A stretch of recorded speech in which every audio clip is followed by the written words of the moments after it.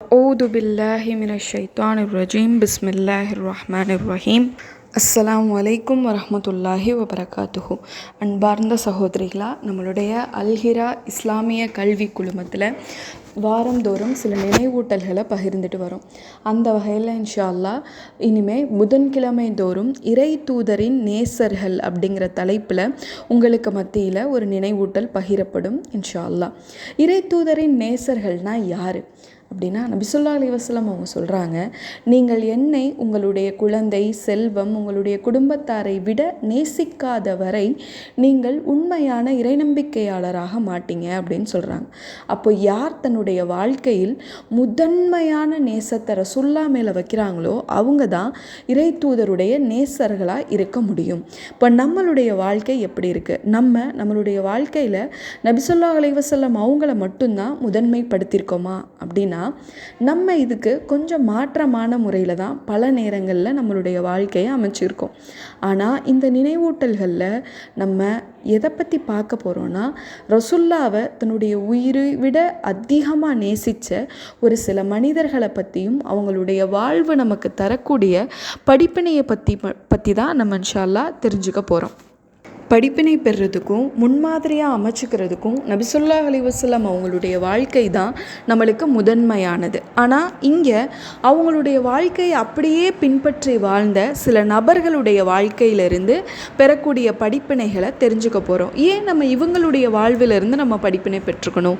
இவங்களுக்கு அப்படி என்ன இருக்குது, என்ன சிறப்பு இருக்குது அப்படின்னா, நபி ஸல்லல்லாஹு அலைஹி வஸல்லம் அவங்க சொல்கிறாங்க, முஸ்லீமில் வரக்கூடிய நபிமொழி இது, என்னுடைய தோழர்களை யாரும் புறக்கணிக்க வேண்டாம், என்னுடைய உயிர் எவன் கைவசம் உள்ளதோ அவன் மீது சத்தியமாக நான் சொல்கிறேன், உங்களில் நீங்கள் உஹது மலையளவு தங்கத்தை நீங்கள் அல்லாஹ்வுடைய பாதையில் செலவு செஞ்சாலும் என்னுடைய தோழர்கள் ஒரு கைப்பிடி அளவு செஞ்ச தர்மத்திற்கு ஈடாகாது, அதற்கு பாதி கூட ஈடாகாது அப்படின்னு சொல்கிறாங்க.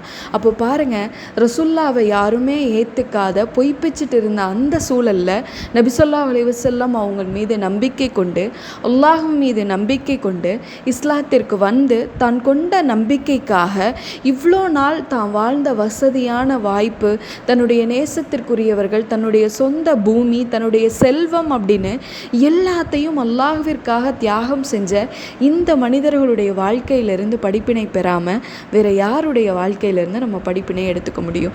நம்ம இன்னைக்கு ஈமான் கொண்டோன்னு சொல்கிறோமே, நம்ம எதை அல்லாஹ்விற்காக தியாகம் செஞ்சுருக்கோம், இல்லை எதை தான் அல்லாஹ்விற்காக தியாகம் செய்ய நம்ம தயாராக இருக்கும்? இந்த மனிதர்களை பற்றி, இந்த மனிதர்கள் செஞ்ச தியாகங்களை பற்றி, இவங்க அல்லாஹ்வுடைய மார்க்கத்தில் கொண்டிருந்த உறுதுணையை பற்றி அல்லாஹ் தன்னுடைய திருமறை குர்ஆனில் சொல்லும்போது சொல்கிறான். சூரா தௌபாவுடைய 100வது வசனத்தில், வஸ்ஸாபிகூனல் அவ்வலூன மினல் முஜாஹிரீன வல் அன்சார் வல்லதீன தபஊஹும் பில் இஹ்சான் ரதியல்லாஹு அன்ஹும் வரது அன்ஹு வ அப்தல்லாஹு லஹும் ஜன்னாத்தின் தஜ்ரி தஹ்திஹல் அன்ஹார் ஹாலிதீன ஃபீஹா அபதா தாலிக ஃபௌசுல் அலீம். இன்னும் முஹாஜிர்களிலும் அன்சார்களிலும் முதலாவதாக ஈமான் கொள்வதில் முந்திக் கொண்டவர்களும் அவர்களை எல்லா நற்கர்மங்களிலும் பின்தொடர்ந்தவர்களும் இருக்கின்றார்களோ அவர்கள் மீது அல்லாஹ் திருப்தி அடைகிறான், அவர்களும் அவனிடம் திருப்தி அடைகின்றார்கள். அன்றியும் அவர்களுக்காக சுவனபதிகளை சித்தப்படுத்தி இருக்கின்றான், அவற்றின் கீழே ஆறுகள் ஓடிக்கொண்டிருக்கும், அவர்கள் அங்கே என்றென்றும் தங்கியிருப்பார்கள். இதுவே மகத்தான வெற்றியாகும். பாருங்களேன், நம்ம எந்த பொருத்தத்திற்காக நம்மளுடைய வாழ்க்கையில் ஓடுறோமோ, நன்மைகள் செய்கிறோமோ, இபாதத்கள் செய்கிறோமோ, சதக்காக்கள் செய்கிறோமோ, அந்த திருப்தியை இந்த மனிதர்கள் பெற்று கொண்டுட்டாங்க அப்படின்னு அல்லாஹ் தன்னுடைய திருமறை குர்ஆனில் சொல்லி காட்டுறான். அப்போது இவர்களும் அல்லாஹுவை திருப்தி கொண்டார்கள், அல்லாஹுவும் இவர்களை திருப்தி அடைந்து கொண்டான் அப்படின்னு சொல்லி. இப்போ நம்மளுடைய வாழ்க்கை சீரமைச்சுக்கணும், சரி செஞ்சுக்கணும். நமக்கு முன் சென்ற ஒரு மனிதருடைய வாழ்க்கையை பார்த்து நம்மளுடைய வாழ்க்கையும் அதுபோல் அமைச்சுக்கணும் அப்படின்னா, இறைவனுடைய திருப்தியை பெற்ற இந்த மனிதர்களுடைய வாழ்க்கையிலிருந்து தான் நமக்கு அப்படிப்பட்ட உதாரணங்களை பெற்றுக்கொள்ள முடியும். அப்போது இந்த நினைவூட்டலுடைய நோக்கமே இவர்களுடைய வாழ்க்கை வரலாறுகளை ஏதோ கதைகள் போல் கேட்டுட்டு போயிடாமல் இந்த வரலாற்றிலிருந்து சொல்லக்கூடிய படிப்பினைகளை பின்பற்றி வாழக்கூடிய மனிதர்களாக மாறணும்.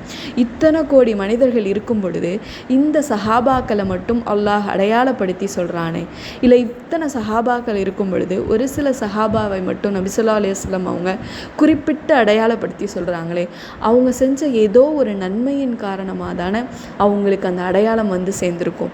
அப்போது அல்லாஹ் நாளை மறுமையில் நம்மளையும் இத்தனை மனிதர்களுக்கு முன்னாடி தனித்தனியாக அடையாளப்படுத்தி கொள்கிற வகையில் நம்மளுடைய வாழ்க்கையை அமைச்சுக்க கொள்ளக்கூடிய மனிதர்களாக இருக்கணும். அப்போது இந்த நினைவூட்டலின் மூலமாக நாமும் ஒரு தனித்துவமான அடையாளம் பெற்ற மனிதர்களாய் அல்லாஹுடைய பார்வையில் மாறுவோம் இன்ஷா அல்லாஹ்.